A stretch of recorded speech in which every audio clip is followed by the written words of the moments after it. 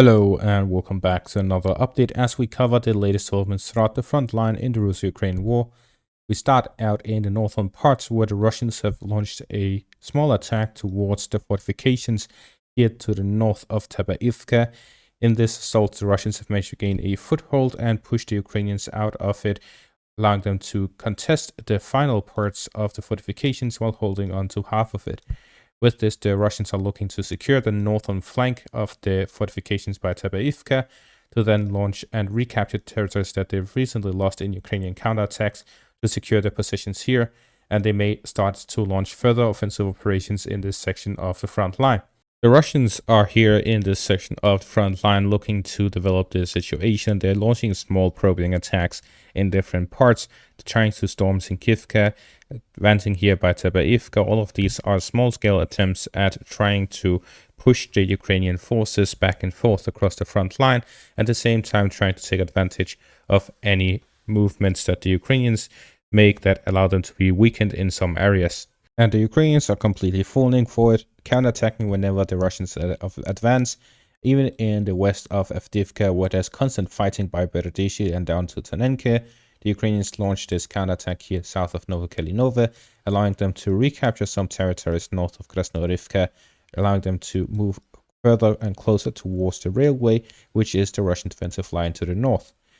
This is an operation that was a very smart one prior to the Russians capturing Avdiivka, but now that the Russians have full control over Avdiivka, it's a very dangerous operation that has not much to gain unless they completely overwhelm the city of Avdiivka or bypass it to the north, but that is very difficult because the Russians have the coke plants, the waste heap, and other areas in the north that have high grounds and well-defended positions.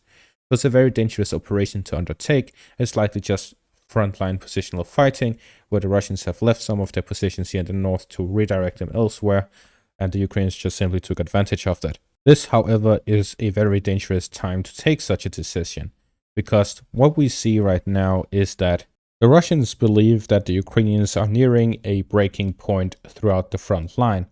What we're currently seeing, according to some Russian sources, is that the Ukrainians are in the quote-unquote pre-Kharkiv offensive position of the Russians.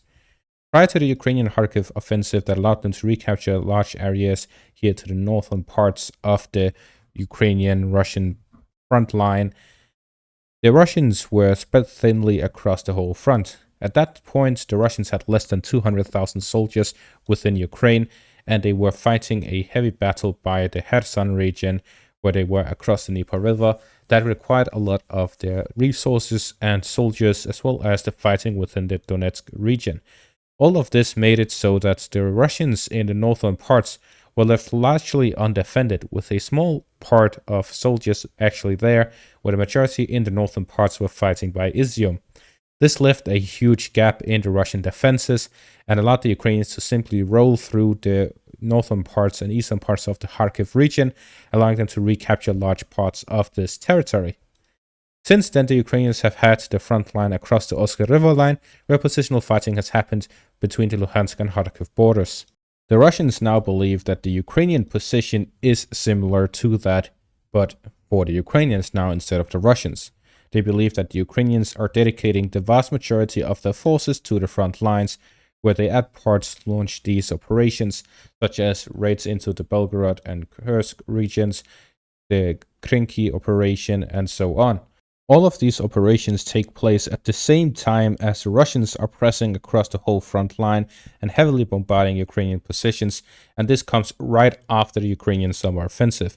At the end of the summer offensive, the Ukrainians kept pressing on in these weird areas across the front line, alternative offensive operations as I like to call them, while the Russians started their own probing attacks and started pressuring the Ukrainians all across the front, launched the offensive at Avdiivka, and so on. All of these operations to grind down the Ukrainian forces and pressure them heavily across the front, taking advantage of their firepower advantage. The Ukrainians at the same time are struggling to mobilize, where at this point they're losing more men at the front line that they're able to mobilize, and they're also running low on ammunition. All of this adds up to the Ukrainians nearing a breaking point, and the Russians plan to take full advantage of that. Putin was just re-elected as president of Russia, and in his victory speech, he talked about a sanitation zone.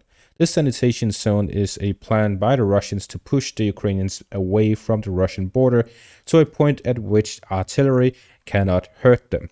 And this is why I've created this map where I call it codename Operation Sanitary Zone. It will be my next video. In this map, there are 3 zones. The first one is Stage 1, Stage 2, and Stage 3.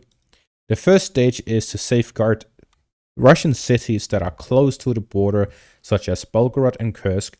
Belgorod is approximately 70 kilometers from Kharkiv or 30 kilometers from the border, while Kursk is about 100 kilometers from the border and 130 from Sumy.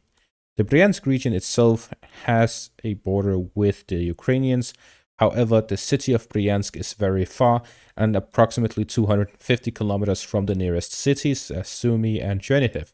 This is why I'm including that in the second stage instead of the first stage. The first stage is to safeguard Russian cities from short to long-range artillery units and regular HIMARS strikes.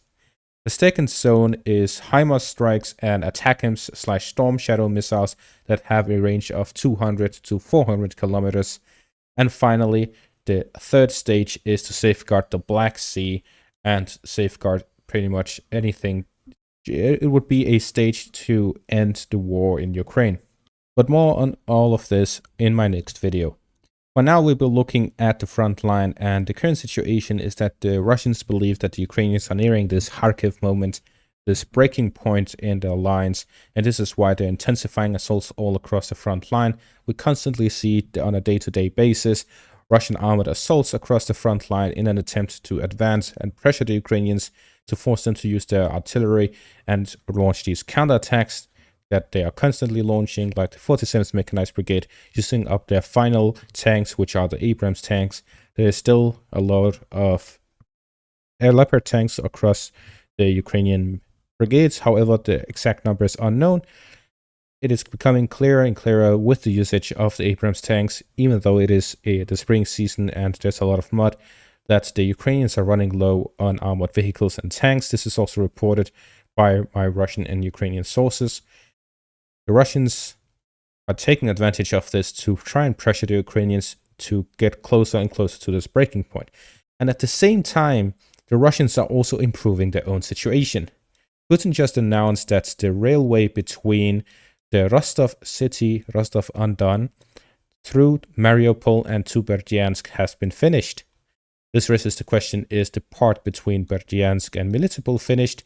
In that case, the entire railway going through the land bridge between Russia and Crimea would be finished. If it hasn't been finished, then it's close to being finished. And this would significantly improve the supply situation in the southern front, which would allow the Russians to then start launching offensive operations there. At the same time, we're also seeing increased delivery and usage of the Starlink system by the Russians. This increases the communication and coordination between Russian units, allowing for larger scale operations. At the same time, the Russians continue buying artillery shells and ammunition from North Korea, as well as Iran. They are also building their own drones and importing drones from these countries. This allows them to stock up a significant amount of ammunition and drones. They also have stayed away from launching large missile strikes for many months, so they are increasing their stockpile of long-range, heavy-yield weapons. Finally, there is the sanitary zone, which was announced by Putin, which is pretty much pushing the Ukrainians away from the border between Russia and Ukraine to avoid the Ukrainians being able to shell into Russian territory and Russian cities. The Ukrainians are responding to all of this with building their own fortifications, the 2nd, 3rd, 4th, and 5th lines, continuously building fortifications all throughout the front to try and prevent the Russians from launching a successful offensive. This is why the Russians are now playing with time. They are trying to prepare as much as possible in such a short period as possible so that they can launch an offensive when they're ready, but at the same time not too late, so that the Ukrainians simply have just built all the fortifications across the front and they have received additional aid packages to deal with the supply issue, etc. All of this combines add up to the Russians not launching their offensive in the summer, but instead as soon as they are ready. And when are they ready? They're ready when they have the communication tools to coordinate a large offensive across the whole front. They have saved up enough ammunition and firepower to launch an offensive across the whole front. Both of these need to be filled up. The manpower issue has been solved for the Russians, so it's simply these 2 points that needs to be fixed. In the meantime, they're trying to improve their position across the front, launch probing attacks, and grind down the Ukrainian forces to allow a higher possibility of success. The Russian deep strikes have significantly increased, and the FAB strikes across the front has significantly increased. It is reported that the Russians launched about 200 FAB strikes across the eastern border between Sumy and Kharkiv during the Free Russia Legion assaults into Russian territory. This is approximately 2,500 soldiers facing 200 FAB 500 to 1,500 strikes. This is simply a overkill. This means that the Russians are at this point able to just freely use their air force and their bombs to the point where they have a large supply of it, and that they are largely unfazed by Ukrainian air defense.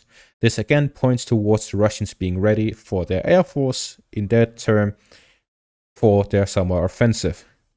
So with this, we're seeing that we are very, very close to the Russian offensive, and everything just points towards it being soon, and it will be a large one where the Russians will plan, or well, Putin has chosen which of the operations it's going to be, and that will be my next video.